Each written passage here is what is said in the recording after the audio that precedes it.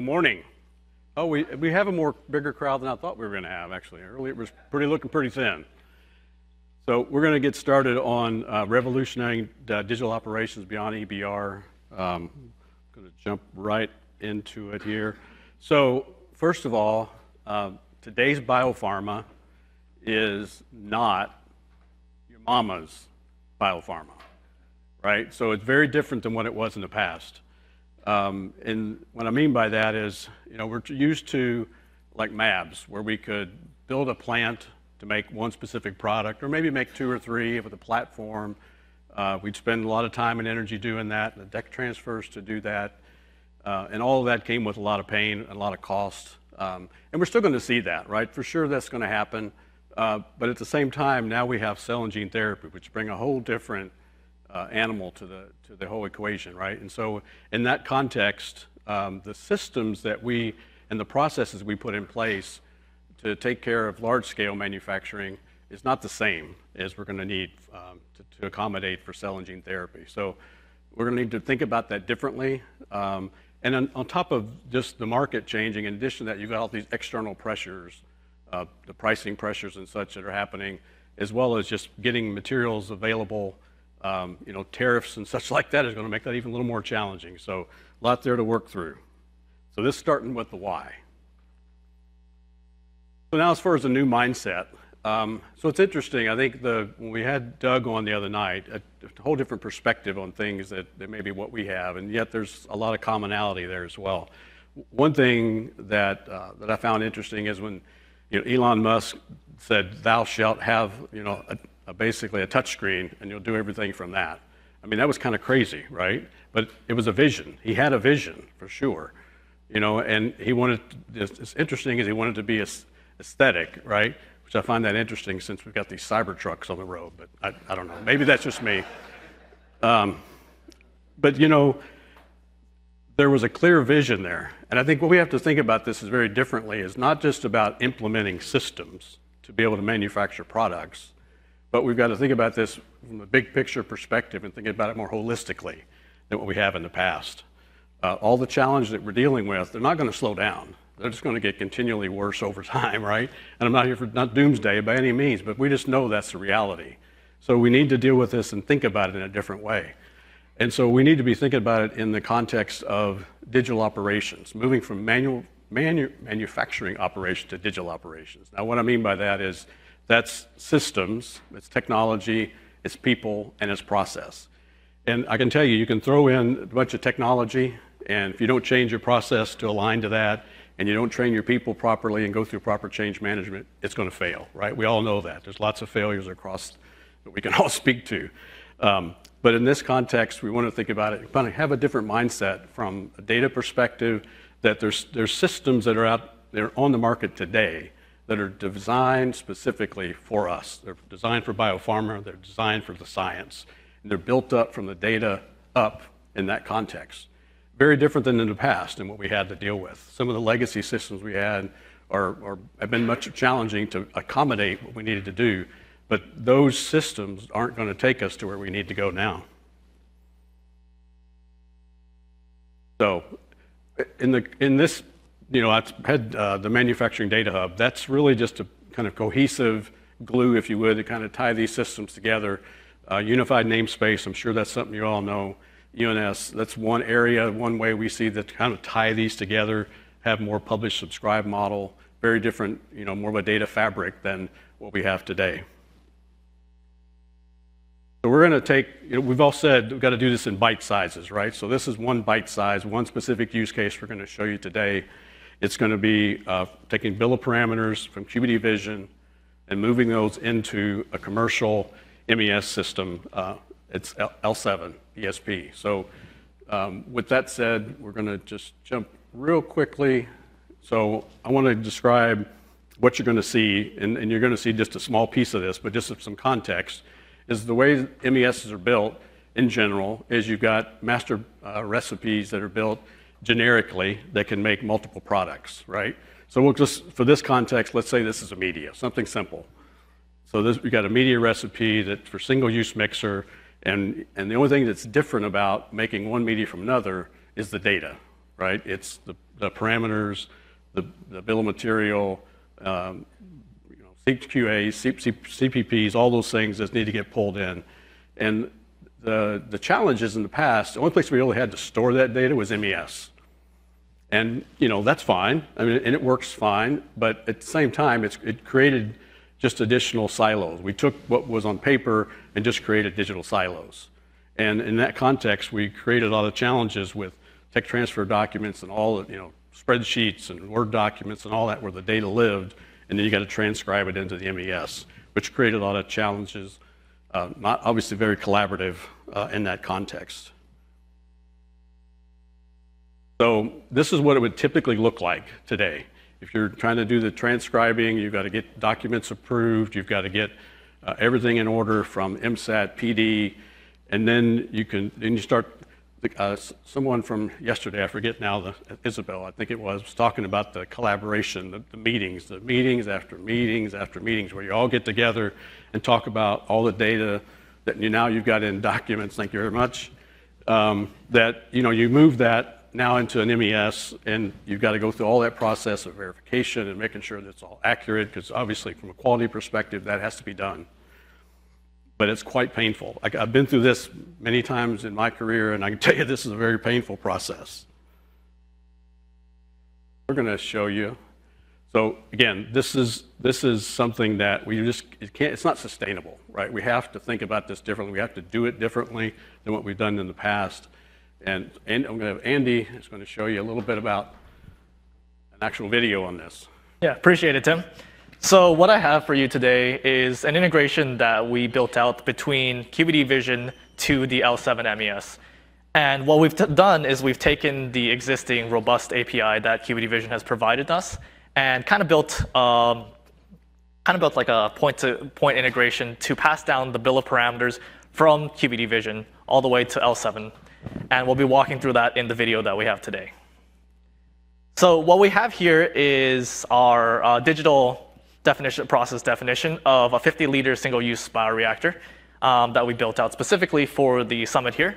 What we've taken is what are traditionally paper documents, like what Tim was mentioning, like PDFs, Excels, and Word, and all transcribing it into one source of truth, which you can see is the commercial inoculation process that I have here below. This process that we've built is going to be the single source of truth that we're going to utilize to pass down the information. And specifically in this case, we're going to be looking at the inoculation day 0 unit operation. And underneath this, we have a few steps that some of them contain the process parameters.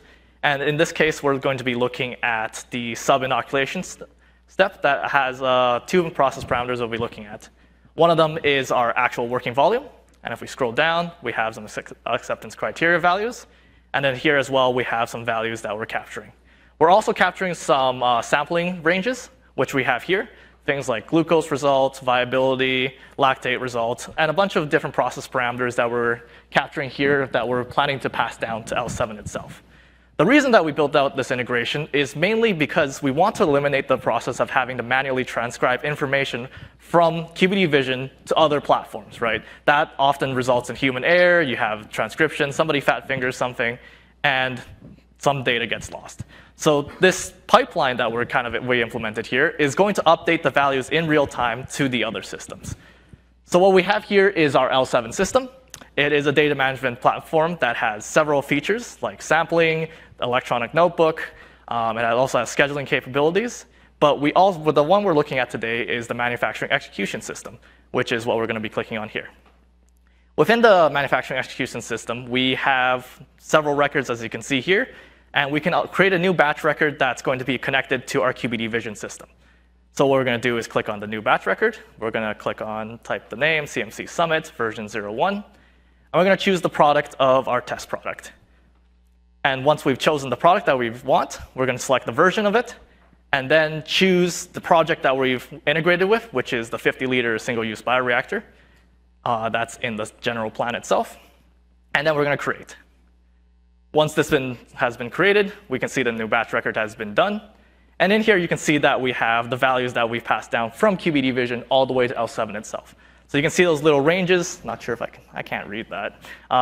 Is the 40 to 48, 35 to 42, And those values are being passed in real time from QbDVision to L7 itself. And you can also see here that we also have the sampling ranges that we're also passing down in the values itself. So let's say in this scenario, you've done this batch run as an engineering run, and you want to go back and then make a change to one of those values, right? What we've done is we've actually built out the integration so that if you are making a change to the values, you can go back to QbDVision, make that change, approve the change, and then the value will now be updated when you create a new batch record in it. So let's say in this scenario, we've got an engineering run, and then now we're making a revision here. So what we do here is we click on Edit Last Draft, and then we scroll down. Yeah, previous me was pretty slow with this. I'm really taking my time here. And then we can go to our commercial value here. So what we have here is a 0.065 value. And let's just say we're going to change it after we did the first engineering run to 0.062. Once that's been done, we can now scroll up and then save the draft itself. So to kind of represent like a GMP environment, what we want to do is we don't want to pass down the drafted values because somebody could randomly, change a value or something that could potentially impact the real-time information that's being passed down to L7. So what we've done to make this integration kind of closer to GMP environment is that before you can even pass down the values to L7, you actually have to approve it to the next major version. So right now, that version of the parameters is in version 1. And once we approve it, it'll go into version 2, and then L7 will be able to pick up those values and then pass it down to appropriately be used for the next batch run. So once this has been done, I'm just going to skip over the fact that I cut, and then now you see that we're in version 2. And then in here, you can see the value has now changed to 0.062. So now if we go back to L7 and run a new batch record, you'll see that the value that is being portrayed here in QbDVision is now going to properly reflect in the new batch record that you're running.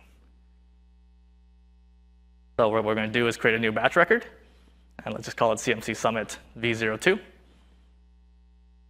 And then choose our same test product, and then choose the same version, and then choose basically the project that we've integrated with.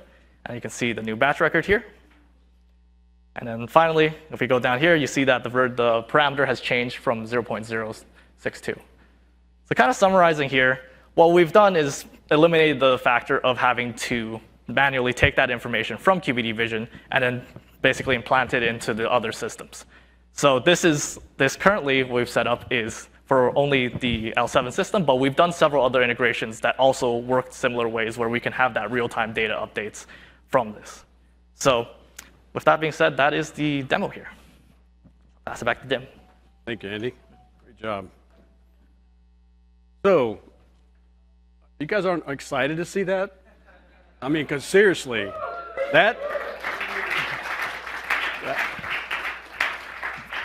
I get goosebumps every time I see it because I've been in these situations where it's just horrible to get through. And this is so much easier, right? Look at all the things that just go away, right? You still got to get the information into QbDVision, and you got to get it approved. And then guess what? You're done. Next time you drop an order from SAP to your ERP or to your MES, boom, you're ready for the next run. I mean, crazy, right? This is great stuff. It's really exciting stuff. So I hope you're as excited as I am. So all this stuff goes away. Fantastic. So now what we have, and again, we'll go to the big picture in a minute, but to think about for the moment, we've talked about over the course of the last day or so is hitting things a bite at a time, right?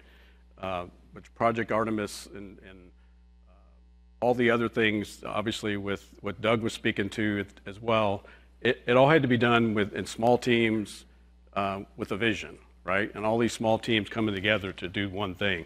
So this is just one area, right? And what you saw with a little snippet of what's capable of. But in the context of having your knowledge management, your PLM tied into an orchestration system that's kind of built from the ground up to do what we do every day, along with the people in the process. So we can't forget that, right? It's not just about throwing in the technology, because I can tell you it will not last very long. you definitely will fail in the long run. But you got to, first of all, look at your process, modify your process, think about it in the context of the tools you now have available to you. What does that look like? How does that tie into your digital vision? And then make sure that the people are trained, right? Make sure that they know what they need to do, that look at the personas that have been impacted by it, go through proper change management to make sure that they have all the training they need and they've been communicated with properly. And that, again, the whole idea here is that at the end of the day, you end up with the right data with the right person at the right time, right? And that's what we're looking for. Last slide, bringing it back to the kind of the big picture. The mindset change here has to happen in order for us to really succeed well in the future. Not to say that you can't fumble along, but the days of brute force where you just kind of put your head down and get things through, it's tough. It's a tough way to do it, right? So what we need to be thinking about is thinking about in the context of these digital operations where you've got systems, you've got process, people and technology together that make this all work. The procedural side of this obviously is important, but thinking about this in the context of the end user, which in some cases you would say is the patient. Of course it is, right? We want to get there the fastest that we can to get those drugs to market. But when we think about it in the context of, go back to Elon Musk again, where the person on the shop floor, let's think about them better context than what we have in the past, right? They have to get this stuff done. And it's a lot of work to get it done. It's a lot to know. And, they're very talented people, but we need to make it simpler for them. And I think in this whole context, this is something to think about. Obviously, when all this stuff is together, right? Let's go scroll ahead 5, 10 years from now, whatever it takes to get this done. The capabilities here are endless. I mean, from a data, and I know, Yash, I will tell you that I know I don't say anything about knowledge, but you got to have the data first, right? So we got the data, we got in context, we've got everything that's needed to build those knowledge models that Yash was talking about, right? And so in that context, all the things you're able to do, some of these stuff we've talked about most of these things we've talked about in the last few days, but to me, it's like, what can you dream up? If you have all this data, what can you dream up? What can you do next? It's endless. Thank you for your time.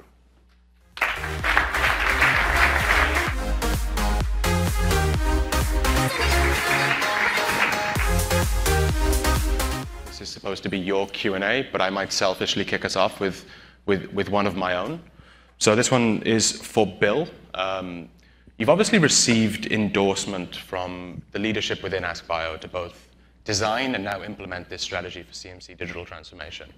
So I'm curious to get your thoughts of how important you believe aligning with and getting endorsement from leadership to design and execute these strategies is in both getting them off the ground, but also ensuring their long-term success. And any sort of tips you can provide along the way, I'm sure we'll be grateful for the audience as they look to do this in their own respective organizations. Yeah, getting endorsement from leadership is absolutely important. It helps let the company know that this is kind of a direction that we want to go. So the head of MSAT, Abel Hastings, who I report to, is when he, I think, first noticed QbDVision last year when we were looking at it, I think he actually got it right away.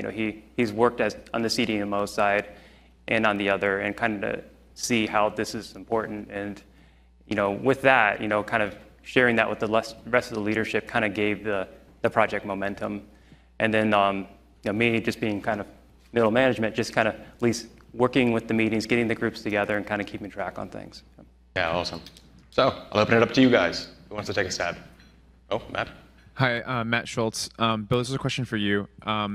Would you be able to kind of talk through the approach of how you did the mapping and the adjacent work with the other systems, particularly benchling? And is that a direct integration, or are the two systems working side by side, and the scientists are kind of working across two systems, but now you're capturing data in QbDVision, so that's why the schemas were able to be reduced? Yeah, that's a good question. So they are separate. So in QbDVision, all the data is entered there, and then we just pull it out, read only, and then it's just written once into benchling. And that's it. So we kind of record those events when it got transferred. If somebody changes something QBD and wants it updated, we can do that.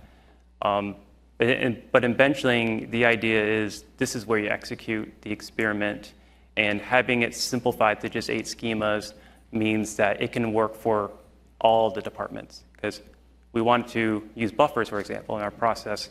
There's 30 or more buffer recipes. And sometimes, and there's 3 different floors running all these buffer recipes at once. So if we were to have a buffer core and you just write a buffer recipe and you say at what scale, 50 liters, 100 liters, whatever, anybody can kind of run that recipe. It's standardized.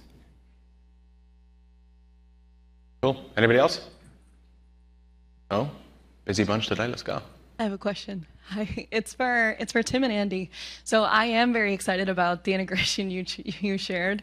I think a good clarification is it's not a substitute for the change control process, right? You still need to open a change control and go through the justification to make the change, but change control cycle time is really where we're going to see a huge difference there. I mean, I myself working through updating specs or process parameters in industry, I update my PFD, 5 different tables in the document management system, 5 different tables in Excel, and then I update my MES system as well. So that is all very exciting. Now, when I talk to clients about integrating, let's say, SAP ERP with a solution like QbDVision and MES, the question of process orders always comes up because there's this never-ending question of how do we group process orders to then call on MES to execute the recipe against them. Is it 1 per many unit operations? Is it 1 process order per unit operation? So have you guys come across that challenge, and what do you tell your clients? Did they go down a rabbit hole of wanting to kind of organize the whole thing?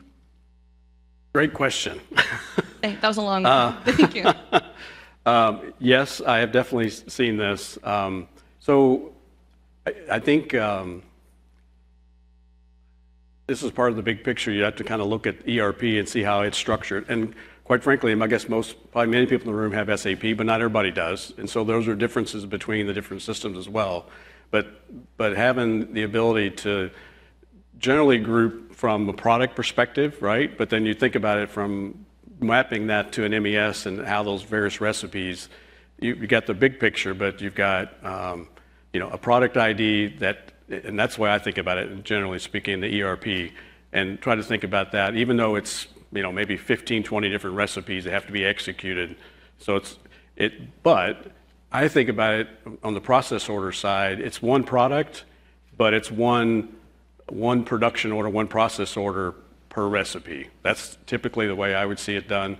It seems to be cleaner, at least from my perspective and experience, it's been that way. So that's what I would generally see. I'm not going to say that's the only answer or it's maybe always the best answer. In some cases, when we start thinking about cell and gene therapy, they could definitely be different there, for sure. So I don't know if that answers the question specifically, but yeah, it's evolving for sure.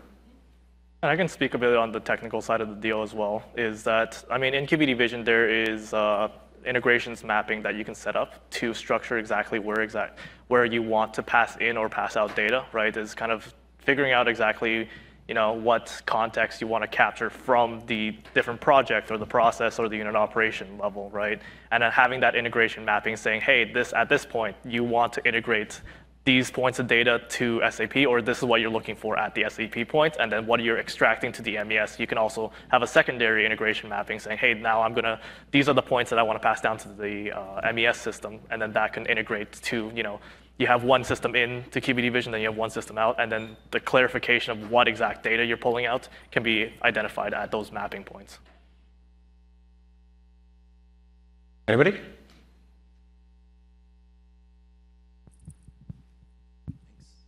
So, question for Bill.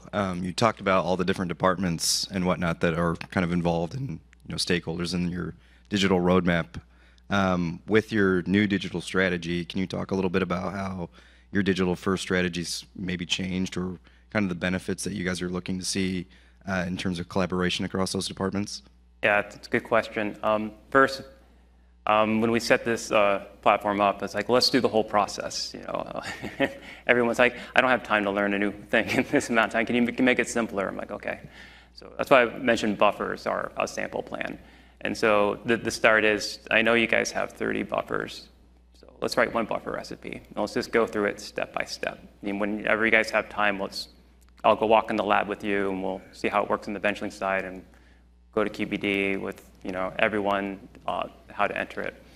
That takes about 6 weeks just to do a simple use case. And then once they see it, it's easy, because then all the other buffers fall in place. All 50 of them can be done probably in a quarter of the time.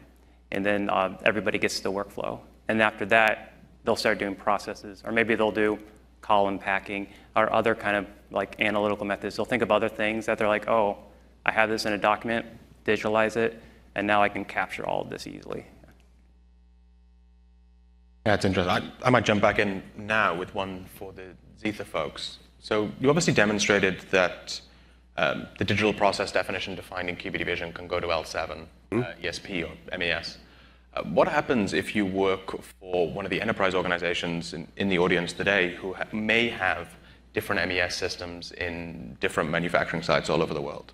Does this kind of concept of the integration fail, or are you still able to get the same level of efficiencies across a network of manufacturing sites with the same sort of principles you talked about today?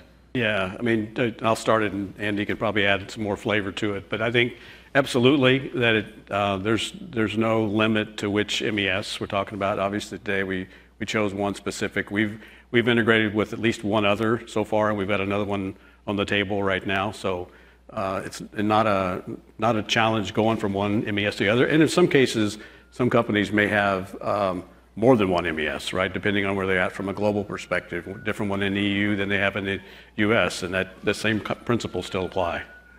Yeah. And anything to jump in? And I would say, like, honestly, yeah, the sky's the limit with that stuff, right? I mean, you can go integrate as much as you want, as deep as you want, and as detailed as you want. And I mean, like Tim said, right? We have figuring out how to structure and organize the data into the centralized data hub where you can pass information in and out without having to, have those point-to-point solutions and integrating to other platforms as well, right? And I mean, speaking on behalf of ZAETHER as well, like what we've been developing is kind of that centralized data hub where we're looking to pass information not just to the MES, but like to the control center, to the ELN, to connect to other platforms that can all contextualize that information together into kind of that well-meshed data structure. Yeah, awesome. The sky's the limit.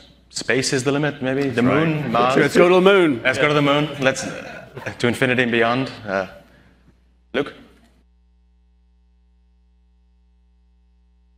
Nope. There we go. Got two mics on, so it's a little tricky.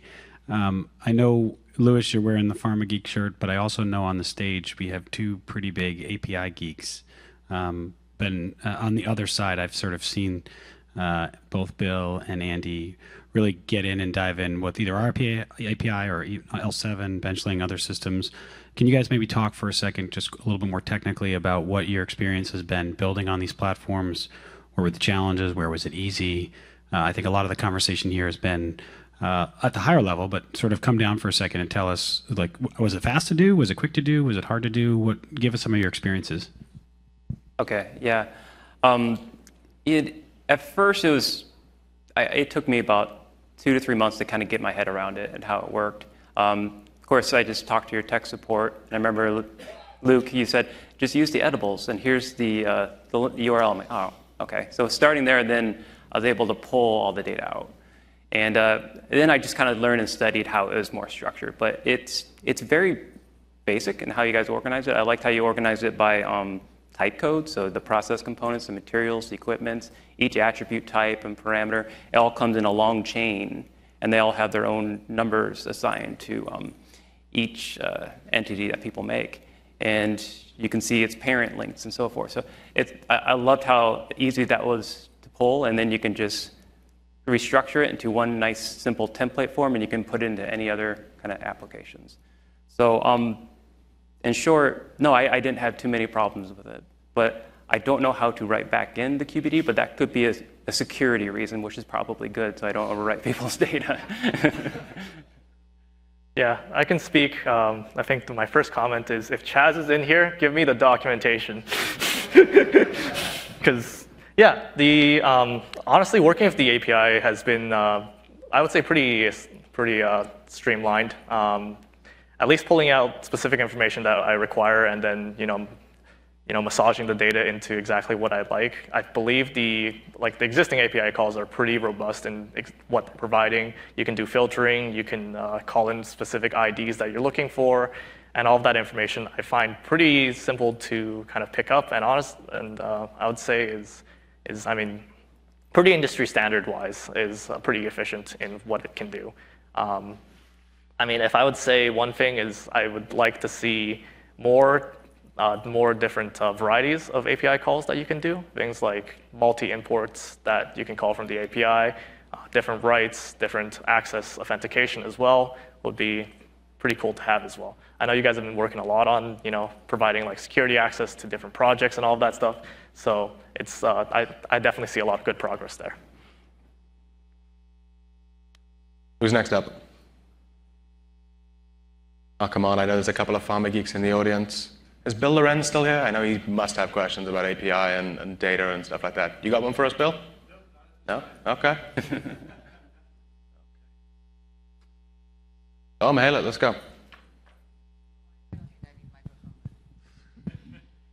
I guess we still have time. So thank you. Very insightful, very exciting, all of your presentations. But for Bill, the barcode thing just was totally unexpected.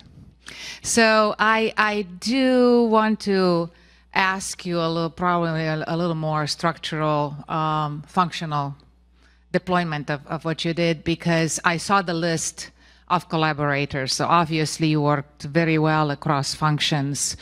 But how is that barcode today used by quality to do quality? Help me out, number one, to understand who is establishing those barcodes. How do you go to the concept of the barcodes? And ultimately, who's the most excited about using the barcodes in ensuring that the data is the right data? That's why I said quality. Yeah. But how is actually really used? Because it's super exciting. It is a concept that I only use in the supply chain context, and not so much, when you receive materials, obviously everywhere, but not in the context of the entire process. So it's pretty cool what you're doing.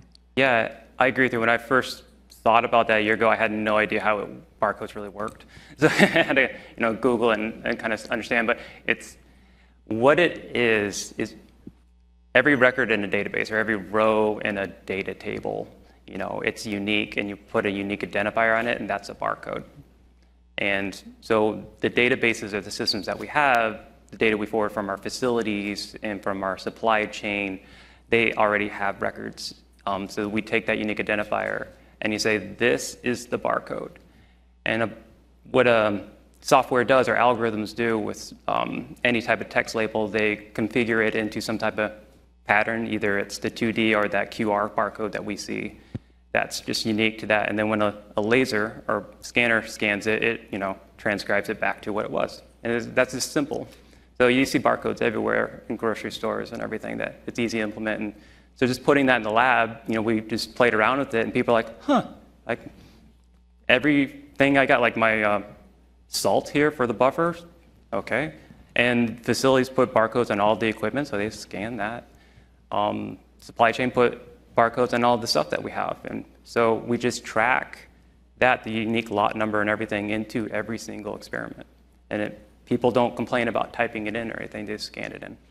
So when you start experiment, you scan in your equipment, materials, make sure it's all there, make sure nobody is using the equipment because it's reserved, and then you can execute your batch smoothly.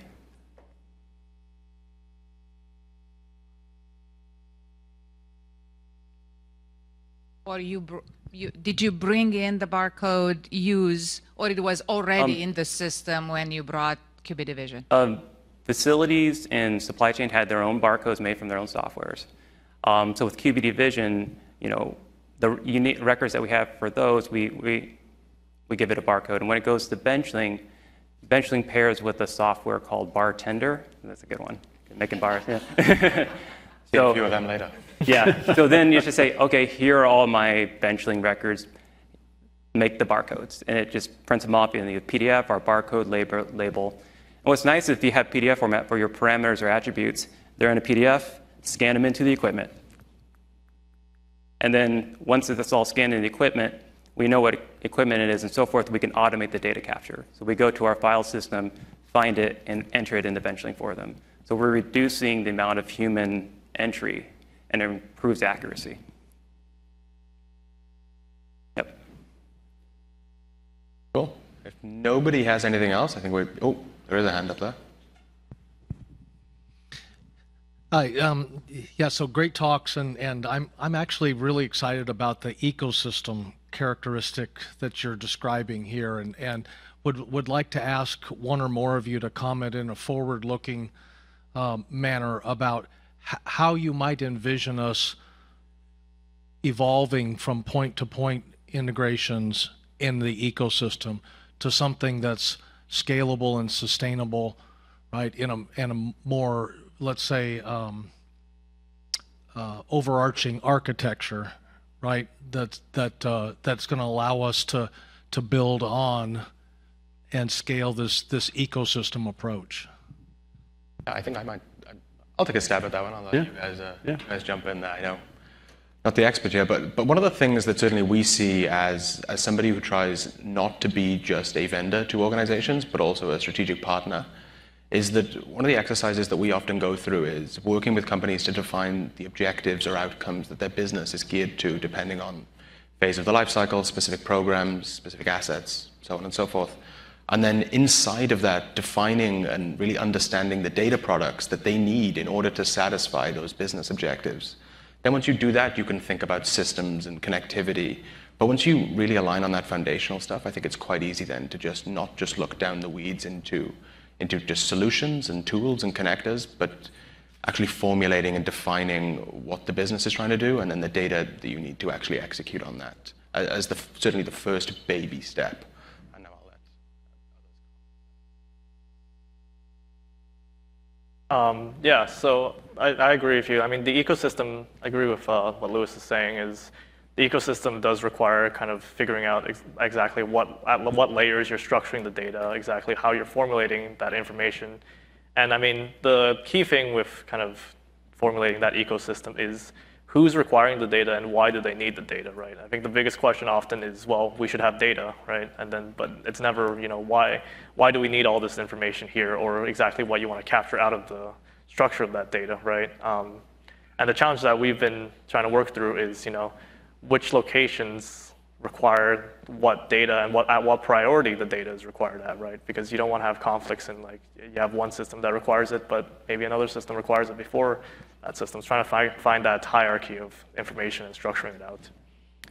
Yeah, I would say that the good ecosystem is Alcoa Plus is what you tried to follow. So you have one data source, you enter it once, and if you're going to copy and move it, you kind of automate that, the barcodes, and you have a track record, an audit history through these systems. All software as a service has, you know, according to, you know, standards, like an audit trail and so forth, and you know who did things and peer review. It's how information should flow and be less chaotic. I was just going to comment on that as well too, Pat. I think one of the things that there's a serious debate now emerging, I think, around the idea of the data lake, data warehouse concept versus the data fabric, data mesh concept, right? And I think what we're seeing in these examples is that there are some scenarios where information transfers because it makes sense to do that, and other scenarios where you just create links to where the data is that's important for whatever context you need, but you're not actually moving it around, right? And that's the whole data governance piece. So data integrity, the other side of this is the data integrity is morphing into data governance, right? Because, and that's one of the things we also talk about from a philosophical perspective, is that data integrity shouldn't be it's the outcome, right? So we in the industry, I think, spend a lot of time playing whack-a-mole with data integrity because it's like, oh, we got a problem here, let's take care of it, right? I don't think it's really take care of it, right? Instead of thinking about the behaviors that lead to those bad outcomes, which is really data governance. So as people start to do these kind of things to improve overall data governance, you improve by automatically you improve your data integrity. And I think it starts to tighten the whole thing up in a way that we need to as an industry. Yeah, I mean, I'll just add a bit to the thinking here, right? I think what I'm poking on a little bit is I think there's an opportunity for us to fundamentally rethink what populates this ecosystem in the future, and where does data and functionality of specific types best reside, and then how does it get from point A to point B on demand, right? And so and thinking that through conceptually, and then having that reflected in an overall systems architecture, right? Very important to start that from the beginning, as opposed to try to undo an awful lot of doing things the old-fashioned way, right? I think that is a great topic to wrap the Q&A on, but obviously everybody up here on stage and everybody in the audience more than welcome to continue the discussion in the upcoming break, I believe. But don't want to stray too far off the beaten path, and now I will hand it back over to the MC, Luke. So, thank you everybody.